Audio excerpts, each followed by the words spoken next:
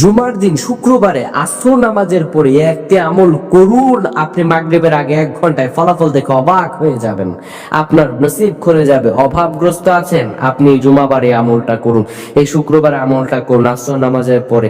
ঋণগ্রস্ত আছেন, সন্তান কথা শুনছে না, বিপদ আপদে জর্জরিত, স্বামী স্ত্রীর মধ্যে আপনার অবাধ্যতা আছে, আপনি আমলটা করে আল্লাহ তাআলার কাছে চান, আল্লাহ রাব্বুল আলামিন আপনাকে সাথে সাথে দান করে দেবেন। আপনি ফলাফল দেখে রীতিমতো অবাক হয়ে যাবেন ইনশাআল্লাহুল আজিজ। আপনি আমলটা খাস দিলে যদি করতে পারেন তাহলে আল্লাহ রাব্বুল আলামিন আপনার নসিব খুলে দেবেন, আপনার ভাগ্য খুলে যাবে ইনশাআল্লাহ। জুমাবারে আমরা অনেকেই দ্বিধাগ্রস্ত থাকি যে আসলে কি আমল করব জুমাবারে।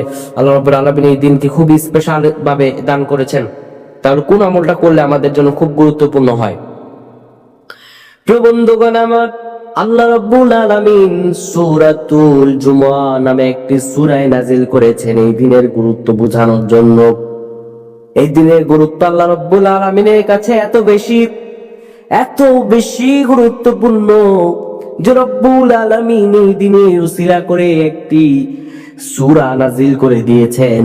আল্লাহ তাআলা পবিত্র কোরআনুল কারীমের ৬২ নাম্বার সূরা সূরাতুল জুমআ একটা সূরা এই দিনের উপলক্ষে নাযিল করে দিয়েছেন। এই জুমার দিন এতটা গুরুত্বপূর্ণ। এই দিনে আল্লাহ রাব্বুল আলামিন পৃথিবী সৃষ্টি করেছিলেন, এই দিনে পৃথিবী ধ্বংস করবেন, এই দিনে হযরত আদম আলাইহিস সালামকে সৃষ্টি করেছিলেন এবং এই দিনে হযরত আদম আলাইহিস সালাম এই পৃথিবী থেকে চলে গিয়েছিলেন। এই দিনে আল্লাহ রাব্বুল আলামিন হযরত ইউনূস আলাইহিস সালামকে মাছের পেট থেকে বের করেছিলেন। আবার এই দিনে আল্লাহ রাব্বুল আলামিন হযরত ইউসুফ আলাইহিস সালামকে সেই কুয়া থেকে উত্তোলন করেছেন। সুবহানাল্লাহ ওয়া বিহামদিহি। এই দিনটা এতটা গুরুত্বপূর্ণ।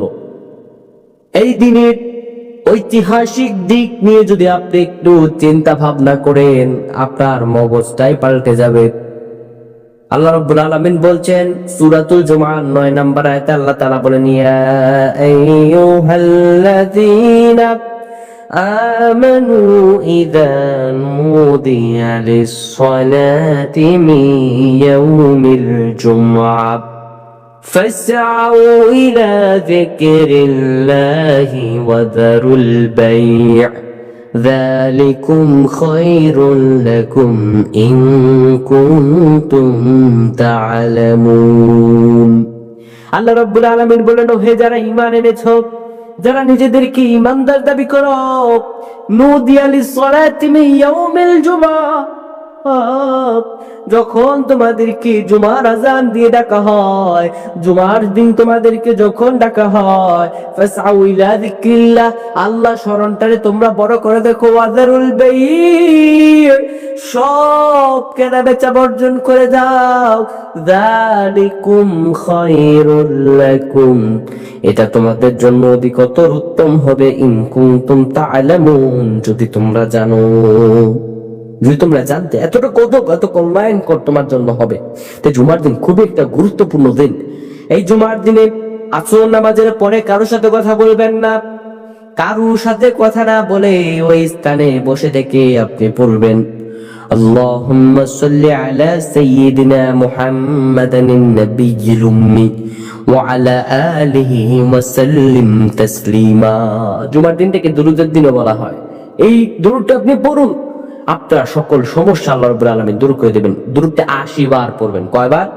৮০ বার। ৮০ বার পড়ার সময় আপনি কারোর সাথে কথা বলবেন না। ৮০ বার পাঠ করার পরে আপনি আল্লাহ তাআলার কাছে যা চাইবেন, আল্লাহ তাআলার কাছে মন ভরে দোয়া করবেন।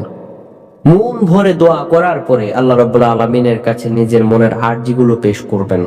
আল্লাহ তাআলার কাছে নিজের মনের কথাগুলো বলবেন। আল্লাহ সুবহানাহু ওয়া তাআলা আপনার খাস ভাবে দিলের আশাগুলো পূরণ করে নেবেন। এরপরে দোয়াগুলো করে যা চাইবেন আপনি চাইবেন।